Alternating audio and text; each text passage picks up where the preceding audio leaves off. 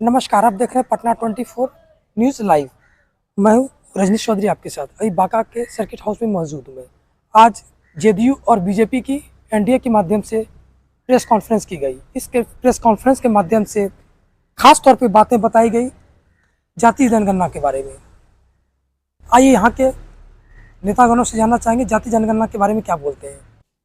माननीय प्रधानमंत्री जी का एक फैसला आया कि देश में गणना के साथ जनगणना के साथ जातीय गणना होगी। इसके लिए सबसे पहले हम बधाई देते हैं अपनी पार्टी की ओर से और राष्ट्रीय अध्यक्ष जी की ओर से माननीय प्रधानमंत्री जी को कि देश के लिए ऐतिहासिक क्षण है और इस निर्णय से जो है भारत के विकास में काफी तेजी आएगा। जब जातीय जनगणना होगी तो पूरे देश में उससे एक आंकड़ा आएगा कि समाज में जो अंतिम पायदान पर खड़े व्यक्ति हैं उनकी आर्थिक स्थिति क्या है, उनकी सामाजिक स्थिति क्या है, उनका शैक्षणिक स्थिति क्या है। जब उनका सही आकलन आ जाएगा, आज भी देश में बहुत से समाज के, बहुत से जात के ऐसे लोग हैं जो समाज के मुख्य धारा से छूटे हुए हैं विभिन्न राज्यों में। तो जब उनका आंकड़ा आ जाएगा कि उनकी यह स्थिति है तो आदरणीय प्रधानमंत्री जी जो विकास से पीछे छूट गए हैं उनके लिए कुछ विशेष योजना आएगा, जन कल्याणकारी कुछ योजना बनाया जाएगा ताकि उनको कम से कम समय में मुख्य धारा में जोड़ा जाए। जहां तक जातीय गणना की बात है तो ठीक ही बोल रहे थे गजानंद विकल जी कि आदरणीय नेता नीतीश कुमार जी जब मौका मिला पार्लियामेंट जाने का उन्होंने मुद्दा को उठाया। आदरणीय हमारे नेता श्री उपेंद्र कुशवाहा को जब भी मौका मिला सदन से लेकर सड़क तक इन्होंने अपने संकल्प में जातीय जनगणना को रखा। साथियों, जातीय जनगणना से बहुत लोग तरह तरह की बात बोल रहे हैं। नेता प्रतिपक्ष तेजस्वी यादव जी का हो रहा है तो अरे भाई आज कह रहे हैं कि लालू जी का पुरानी मांग था, तो आपके पिताजी और माता जी की ही सरकार थी बिहार में 15 वर्षों तक, तो आपके माता पिता ने क्यों नहीं करवाया बिहार में जातीय गणना? आपके पिताजी यूपीए 1 के सरकार में 4 से 9 के सरकार में इतनी ताकतवर भूमिका में थे कि जो चाहते जो करवा सकते थे कांग्रेस पार्टी से। तो आपके पिताजी क्या कर रहे थे? नौकरी के बदले जमीन लिखवा रहे थे। आपके माता पिताजी जब मुख्यमंत्री थे तो क्या करते थे? सीएम हाउस में फिरौती की रकम तय करते थे। और आज आप कहने चले हैं कि जातीय गणना लालू जी का देन है। देखिए, ये लोग जो है जनता को गुमराह करना चाहते हैं। ये कांग्रेस पार्टी, आपको किसने रोका था? 1931 के बाद जनगणना जब हुआ जातीय गणना के साथ 52 से लेके लगातार आपकी सरकार रही। आपके परिवार के कई गो प्रधानमंत्री हुए। राहुल गांधी जी क्या कर रही थी कांग्रेस पार्टी? तो आप कह रहे हैं कि हमारी मांग है। आज भी आपका जो गणना करवाए थे कर्नाटक में, हम तो मांग करते हैं कि आपकी सरकार ने कर्नाटक में जो गणना करवाया उसको सार्वजनिक कीजिए। अभी तक आपने क्यों नहीं किया है सार्वजनिक? तो ये लोग जनता को गुमराह करना चाहते हैं। गरीबों को जो विकास से छूट गए हैं, जो आर्थिक सामाजिक रूप से पिछड़ गए हैं, उनको ये लोग नहीं चाहते हैं कि समाज के मुख्य धारा में आए। ये लोग बात करते हैं, जब मनमोहन सिंह जी प्रधानमंत्री थे, अब स्वर्गीय हो गए, 2010 की बात है, तो उसमें कैबिनेट में एक विचार आया था कि देश में जातीय जनगणना कराया जाए। सभी दलों ने सहमति भी दी थी कि करवाया जाए। उसके लिए तो फिर सरकार ने क्या कहा कि जनगणना नहीं होगा, जातीय सर्वे किया जाएगा। सर्वे के नाम पर एक कांग्रेस पार्टी की सरकार ने 8,89,360 करोड़ रुपया खर्च किया। और उसका जो सर्वे का रिपोर्ट आया उसमें 8.19 करोड़ त्रुटियां थी। इन्होंने जातीय सर्वे के नाम पर भी भारत की जनता के गाढ़ी कमाई को लूटने का काम किया। और ये लोग आज बात करते हैं जातीय जनगणना की। जातीय जनगणना अगर देश में किसी का देन है तो आदरणीय प्रधानमंत्री नरेंद्र मोदी जी का देन है। ये लोग कहेंगे कि भाजपा के लोग तो शुरू से विरोध में थे। भाजपा कभी विरोध में नहीं थी जातीय जनगणना की। आप जो है 18 सितंबर 2024 अमित शाह जी का भाषण सुन लीजिए पार्लियामेंट में। उन्होंने कहा कि देश में जातीय जनगणना होगी, समय पर इसको सार्वजनिक किया जाएगा। आज वह समझ आ गया 30 अप्रैल को, और वह दिन जो एनडीए की सरकार दिल्ली में सार्वजनिक कर दिया। ये भारतीय जनता पार्टी कभी नहीं विरोध में रहा है। तो ये लोग को, क्योंकि चुनावी साल है, चुनावी साल अब ये लोगों के पास बचा है नहीं।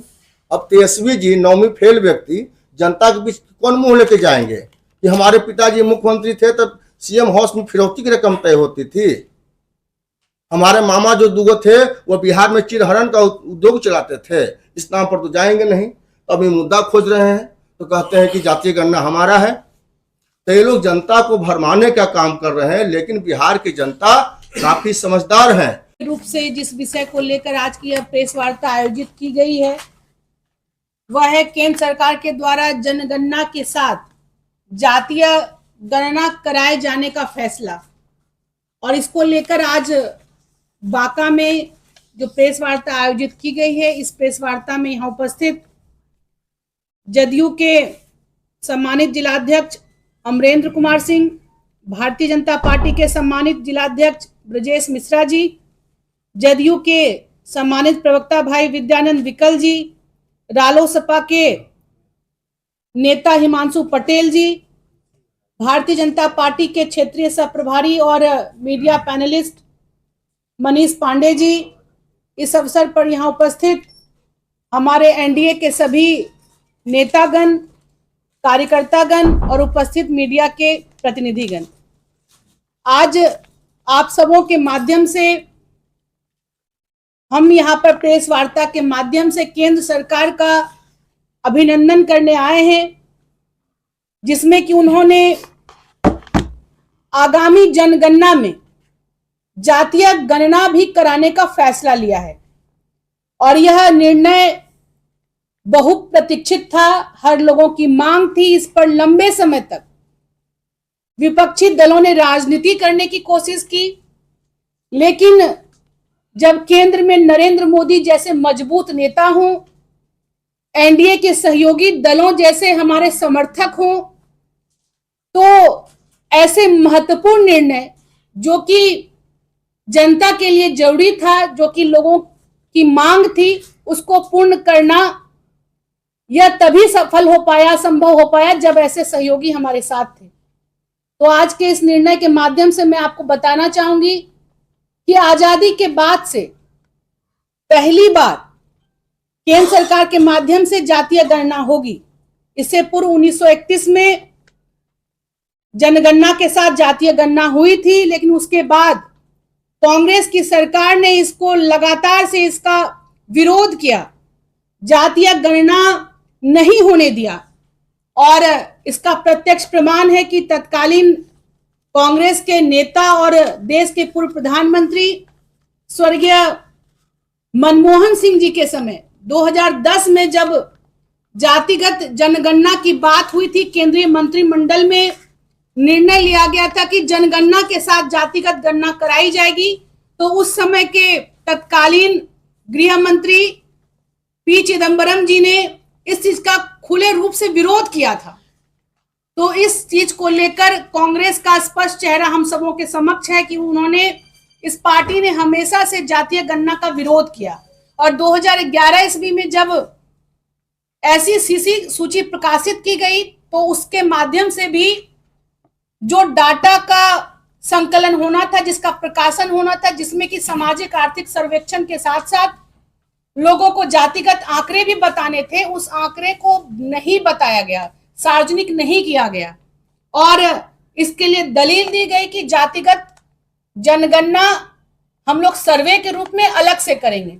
लेकिन आज तक कितने लंबे समय तक कांग्रेस को मौका मिला देश में शासन करने का, लेकिन उन्होंने अपने शासन काल में इस व्यवस्था को लागू नहीं किया, बल्कि अब जब वो विपक्ष में हैं तो वो हल्ला मचा रहे हैं। और इस चीज की क्रेडिट जबकि केंद्र सरकार को आदरणीय प्रधानमंत्री नरेंद्र मोदी जी को जाता है, तब आज वो अपना झूठा हो हल्ला मचा रहे हैं, झूठा क्रेडिट लेने की कोशिश कर रहे हैं और उस क्रेडिट की होड़ में अपने आप को शामिल कर रहे हैं, जो सरासर गलत है। और आज हम लोग जातिगत जनगणना के माध्यम से जो एक सबसे महत्वपूर्ण बात होनी है कि इस देश में 2011 के बाद जब 2021 में जनगणना होनी थी, उस समय कोरोना काल ने हम सबों को बहुत त्रस्त किया था। उस समय हर लोग अपनी जान बचाने में लगे थे। उस वैसे समय में हमारी केंद्र की सरकार ने लोगों के जीवन को बचाया और उस समय जनगणना का कार्य बाधित हुआ। लेकिन अब आने वाले समय में जब भी जनगणना का कार्य होगा तो वो उसमें जातीय गणना भी अवश्य होगी। इस बात को केंद्र ने बता दिया है। दूसरी बात कि केंद्र यह जो जातीय गणना जो जनगणना है यह केंद्र का विषय है, जो संविधान के अनुच्छेद 246 में उद्धृत है कि यह केंद्र का विषय है और जनगणना का सारा कार्य भी केंद्र के माध्यम से होना है। सर्वे, जातिगत सर्वे कई राज्यों ने कराया, लेकिन उसमें चूंकि साइंटिफिकली यानी कि वैज्ञानिक तरीके से उस जातिगत सर्वे को नहीं कराया गया, तो कई राज्यों में तो ढंग से हो पाया, लेकिन कई राज्यों में, कर्नाटक जैसे राज्य में कांग्रेस ने इसको सिर्फ वोट बैंक के लिए और राजनीति के लिए जातिगत सर्वे किया और उसका आंकड़ा भी लोगों को नहीं बताया। तो भारतीय जनता पार्टी, हमारी पूरी एनडीए, नरेंद्र मोदी जी इस बात को लेकर प्रतिबद्ध है कि अगली जनगणना में जब जातिगत सर्वेक्षण किया जाएगा, जातिगत जब गणना की जाएगी, तो इसके माध्यम से जो भी आंकड़े आएंगे, सामाजिक, आर्थिक, शैक्षणिक और जातिगत जो भी आंकड़े आएंगे, उसका उपयोग उन वर्गों के कल्याण के लिए किया जाएगा जहां तक विकास की योजनाएं नहीं पहुंच पाई हैं, चाहे वो अगरा हो, चाहे वो पिछड़ा हो, चाहे वो अनुसूचित जाति के लोग हों, सबके लिए, चाहे किसी भी धर्म के लोग हों। सरकार की मंशा, नरेंद्र मोदी जी की मंशा स्पष्ट तौर पर यह है कि इस जातिगत जनगणना के माध्यम से जो आंकड़े जुटाए जाएंगे, जो कि बिल्कुल वैलिड होगा, जो साइंटिफिकली तरीके से, वैज्ञानिक तरीके से सटीक जो आंकड़ा होगा, उसके आधार पर जो भी जिस वर्ग में भी हम लोग को जो डेवलपमेंट वर्क करना चाहिए उसको किया जाएगा। और हम लोग एनडीए की सरकार, हम लोग सिर्फ कहते ही नहीं है, बल्कि जब मौका मिलता है हमारी सरकार को, जब एनडीए की सरकार होती है तो पिछड़ा वर्ग को संवैधानिक आयोग का दर्जा मिलता है। जब एनडीए की सरकार होती है तो अनुसूचित जाति की महिला राष्ट्रपति पद को सुशोभित करती है। जब एनडीए की सरकार बनती है तो गरीब सवर्णों को 10% आरक्षण का लाभ मिलता है।